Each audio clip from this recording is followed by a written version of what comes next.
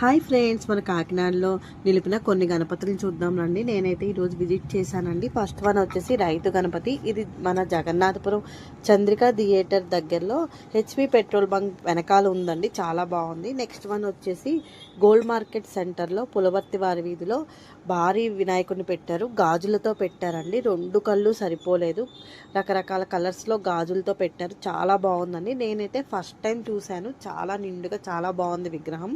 Next one వచ్చేసి Jagannathapuram main road MSN చార్టీస్ దగ్గరలో 16 అడుగుల జమ్స్ వినాయకుడిని పెట్టారండి. ఇది రోడ్డు పక్కనే ఉంది. ఎవరైనా వెళ్ళినట్లయితే కంపల్సరీ విజిట్ చేయండి. చాలా బాగుంది. పిల్లలైతే చూడగానే అట్రాక్ట్ అవుతున్నారు. నేను ఫస్ట్ టైం అండి ఇలా జమ్స్ వినాయకుడిని చూడడం.